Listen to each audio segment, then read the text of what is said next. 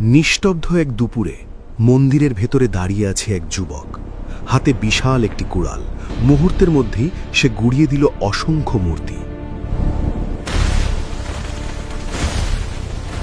কিন্তু আশ্চর্যের বিষয়, সব ভেঙে ফেলার পর কুড়ালটি সে ঝুলিয়ে রাখল সবচেয়ে বড় মূর্তির কাঁধে।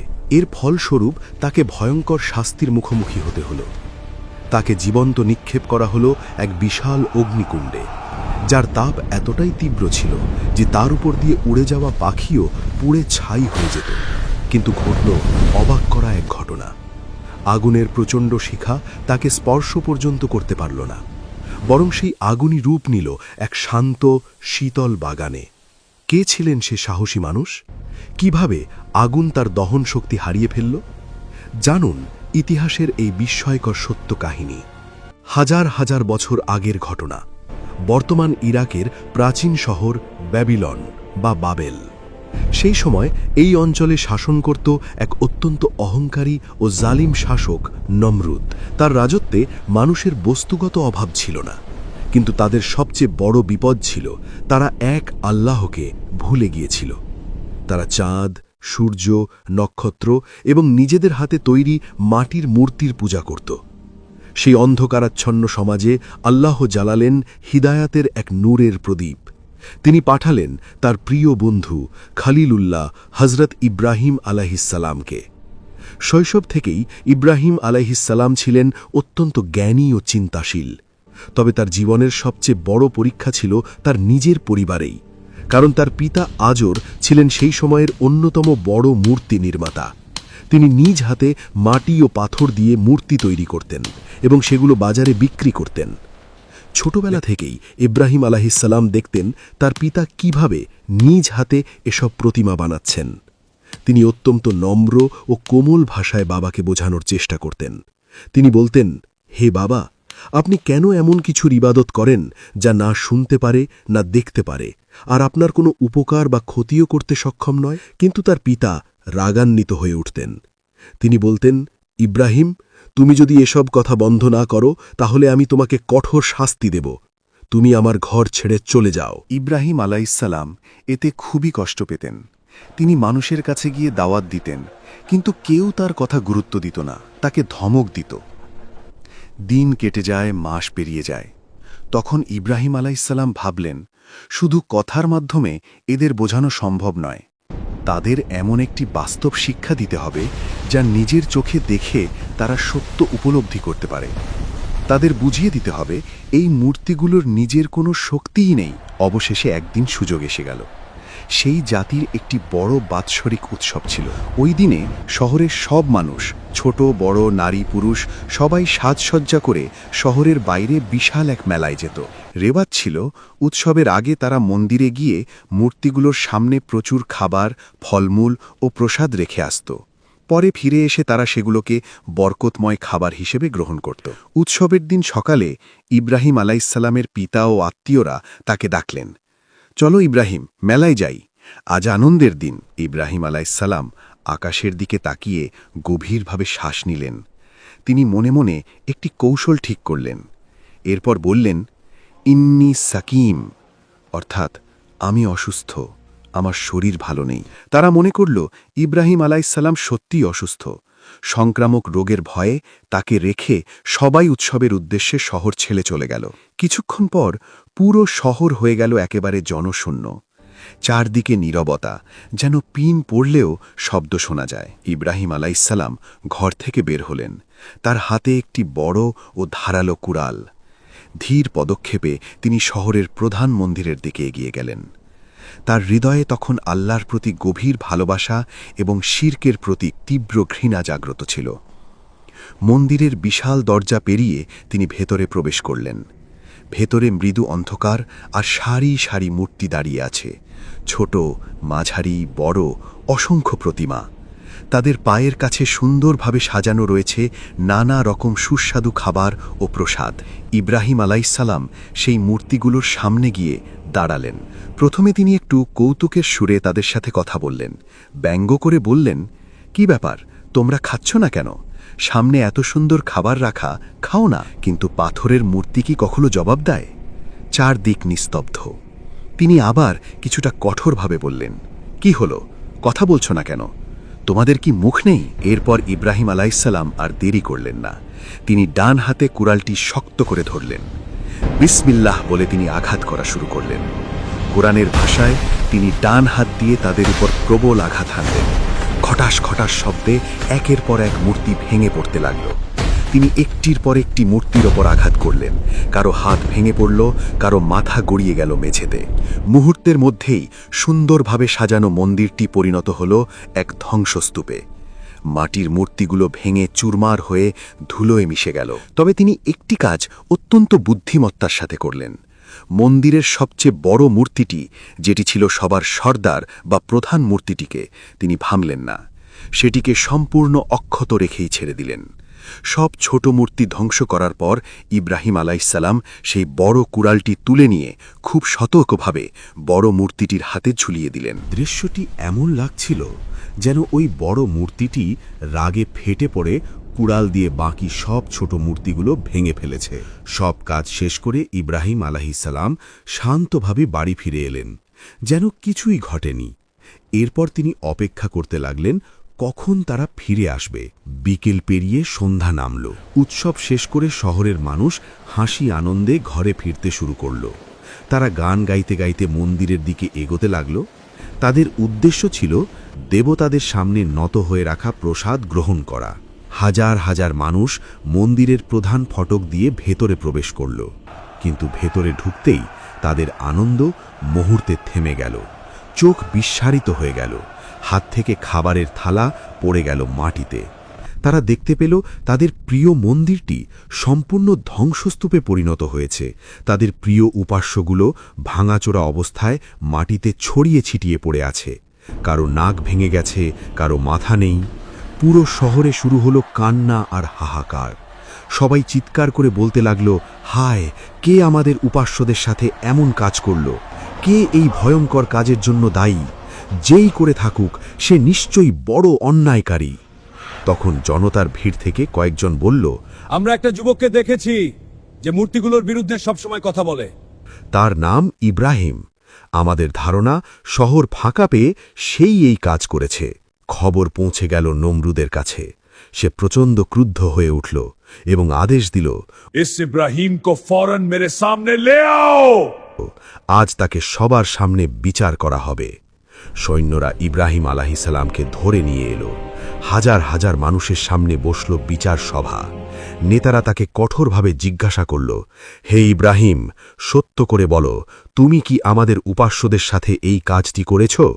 তখন ইব্রাহিম আলাইহিসসালাম অত্যন্ত শান্তভাবে তিনি বললেন, আমাকে কেন জিজ্ঞাসা করছেন?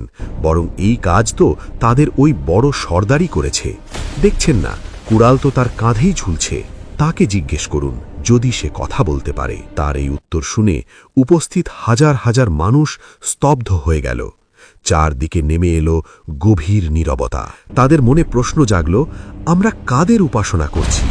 যারা নিজেরাই নিজেদের রক্ষা করতে পারে না, কথা বলতে পারে না, তারা কিভাবে আমাদের উপাস্য হতে পারে? কিন্তু মানুষের অহংকার বড়ই কঠিন। বিশেষ করে নমরুদ এবং তার অনুসারীরা নিজেদের ভুল স্বীকার করতে চাইল না। তাই নিজেদের লজ্জা ঢাকতে তারা রাগে ফেটে উঠল এবং চিৎকার করে উঠল, এর সাথে তর্ক করে কোনো লাভ নেই। আমাদের উপাস্যদের অপমানের প্রতিশোধ নিতেই হবে। তাকে এমন শাস্তি দিতে হবে যা আগে কেউ কখনো দেখেনি। তাকে জীবন্ত আগুনে নিক্ষেপ করো এবং তোমাদের উপাস্যদের সাহায্য করো। বাদশাহ আদেশ দিল ইব্রাহিমের জন্য এক বিশাল অগ্নিকুণ্ড প্রস্তুত করতে। শুরু হলো এক ভয়ঙ্কর আয়োজন। বাদশাহের নির্দেশে শহরের প্রতিটি মানুষ কাঠ জড়ো করতে লাগল। তফসিরকারদের বর্ণনায় আসে, মানুষের অন্ধ বিশ্বাস এতটাই চরমে পৌঁছেছিল, ইব্রাহিমকে পোড়ানোর জন্য কাঠ দান করব। নাউজিবিল্লাহ। এভাবে তারা এত পরিমাণ কাঠ জড়ো করল যে তা এক বিশাল পাহাড়ের মতো স্তূপে পরিণত হল। এরপর সেই কাঠের চারপাশে উঁচু প্রাচীর তৈরি করা হলো, যেন আগুন বাইরে ছড়িয়ে না পড়ে। তারপর সেই কাঠের স্তূপে আগুন ধরিয়ে দেওয়া হলো। মুহূর্তেই দাউ দাউ করে জ্বলে উঠল আগুনের বিশাল শিখা। আগুনের তাপ এতটাই প্রচণ্ড ছিল যে কয়েক মাইল দূর থেকেও তার তাপ অনুভূত হচ্ছিল। কেউ কাছাকাছি যাওয়ার সাহস পাচ্ছিল না। আগুনের শিখা আকাশের মেঘ ছুঁয়ে ফেলতে চাইছিল। এমনকি আগুনের ওপর দিয়ে যদি কোনো পাখি উড়ে যেত, তীব্র তাপে সেটিও ঝলসে পড়ে যেত ভেতরে। কিন্তু প্রশ্ন হলো, ইব্রাহিম আলাইসাল্লামকে সেই আগুনে নিক্ষেপ করা হবে কিভাবে? আগুনের তাপের কারণে কেউ তো কাছে যেতেই পারছে না। ঠিক তখনই ইবলিস শয়তান মানুষের রূপ ধরে এসে তাদের একটি কৌশল শিখিয়ে দিল। সে বলল, তোমরা একটি মানজানিক বা ক্যাটাপুল্ট তৈরি করো, তার সাহায্যে দূর থেকে তাকে আগুনের মাঝখানে নিক্ষেপ করা যাবে। তারা সেই পরিকল্পনাই গ্রহণ করল। একটি বিশাল যন্ত্র তৈরি করা হলো। ইব্রাহিম আলাইসাল্লামের হাত পা শক্ত দড়ি দিয়ে বেঁধে তাকে সেই যন্ত্রের ওপর বসানো হলো। নিচে হাজার হাজার মানুষ উল্লাস করছে আর আগুন গর্জন করছে। মৃত্যু যেন একেবারে সামনে দাঁড়িয়ে। ঠিক সেই মুহূর্তে যখন ইব্রাহিম আলাইসাল্লামকে আগুনের দিকে নিক্ষেপ করা হলো, তিনি শূন্যে ভাসছিলেন। আসমানে এক অদ্ভুত নীরবতা নেমে এলো। ফেরেশতারা আল্লাহর কাছে আরজি জানাতে লাগলেন, হে আল্লাহ, আপনার প্রিয় বান্দাকে আগুনে নিক্ষেপ করা হচ্ছে, আমাদের অনুমতি দিন, আমরা তাকে সাহায্য করি। বৃষ্টির দায়িত্বপ্রাপ্ত ফেরেশতা বললেন, আমি চাইলে বৃষ্টি বর্ষণ করেই আগুন নিভিয়ে দিতে পারি। বাতাসের দায়িত্বে থাকা ফেরেশতা বললেন, আমি প্রবল ঝড়ের মাধ্যমে এই আগুন ছড়িয়ে দিতে পারি। ঠিক তখনই জিব্রাইল আলাইসাল্লাম দ্রুত ইব্রাহিম আলাইসাল্লামের কাছে শূন্যে এসে উপস্থিত হলেন। তিনি জিজ্ঞেস করলেন, হে ইব্রাহিম, আপনার কি কোনো সাহায্যের প্রয়োজন? আমি কি আপনাকে রক্ষা করব? মৃত্যুর মুখোমুখি শূন্যে ভাসমান সেই অবস্থায় ইব্রাহিম আলাইসাল্লাম এক ঐতিহাসিক ও দৃঢ় জবাব দিলেন। তিনি বললেন, আপনার কাছে আমার কোনো প্রয়োজন নেই, আমার জন্য আমার আল্লাহই যথেষ্ট, তিনি যা ইচ্ছা করেন সেটাই হবে। হাসবুনাল্লাহু ওয়া নি'মাল ওয়াকিল। ইব্রাহিম আলাইসাল্লামের এই অটল তাওয়াক্কুল দেখে আল্লাহ রব্বুল আলামিন সন্তুষ্ট হলেন। এরপর আল্লাহ আগুনকে এক বিশেষ ও অলৌকিক নির্দেশ দিলেন। আল্লাহ আদেশ প্রদান করলেন। তিনি আগুনকে বললেন, হে আগুন, তুমি ইব্রাহিমের জন্য শীতল ও নিরাপদ হয়ে যাও। লক্ষ্য করার বিষয়, আল্লাহ শুধু আগুনকে ঠান্ডা হতে বলেননি, বরং শান্তিদায়ক হতে বলেছেন। যদি শুধু ঠান্ডা হওয়ার নির্দেশ দেওয়া হতো, তাহলে ইব্রাহিম আলাইসাল্লাম তীব্র শীতে কষ্ট পেতে পারতেন। কিন্তু আল্লাহর হুকুমে আগুন তার স্বাভাবিক বৈশিষ্ট্য হারিয়ে ফেলল। ইব্রাহিম যখন সেই বিশাল অগ্নিকুণ্ডের ভেতরে পতিত হলেন, তখন এক বিস্ময়কর দৃশ্য দেখা গেল। আগুনে পড়ার সাথে সাথে তার হাত পায়ে বাঁধা শক্ত দড়িগুলো পুড়ে ছাই হয়ে গেল, কিন্তু তার শরীরের একটি লোম পর্যন্ত আগুন স্পর্শ করতে পারল না। এমনকি তার পরিধেয় বস্ত্রও অক্ষত রয়ে গেল। আগুনের উত্তাপে সামান্যতম ক্ষতিও হল না। তাফসীর কারকদের বর্ণনায় আসে, আগুনের মাঝখানে মাটি থেকে জন্ম নিল সুগন্ধি ঘাস ও ফুলের বাগান। চারদিকে এক জান্নাতি পরিবেশ সৃষ্টি হয়ে গেল। ইব্রাহিম আলাইসাল্লাম বাইরে আগুনের গর্জন শুনতে পাচ্ছিলেন ঠিকই, কিন্তু তিনি ছিলেন সম্পূর্ণ শান্তিতে। সেই পরিবেশে তিনি আল্লাহর ইবাদতে মগ্ন হয়ে গেলেন। নমরুদ তার প্রাসাদের ছাদ বা উঁচু কোনো টাওয়ার থেকে নিচের দিকে তাকিয়েছিল। তার ধারণা ছিল ইব্রাহিম নিশ্চয়ই আগুনে পুড়ে ছাই হয়ে গেছে। সে দেখতে পেল ইব্রাহিম আলাইসাল্লাম সম্পূর্ণ সুস্থ অবস্থায় বসে আছেন। তার পাশে নূরের মতো এক সত্তা যেন তার সাথে কথা বলছে। এই দৃশ্য দেখে নমরুদ ভয় ও বিস্ময়ে চিৎকার করে উঠল।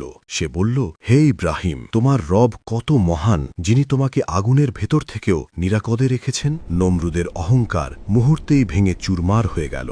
সে বুঝতে পারল তার ক্ষমতা আগুনের উপর প্রভাব ফেলতে পারে না, কিন্তু ইব্রাহিম আলাইহিসসালামের রবের হুকুম আগুনের উপরও কার্যকর।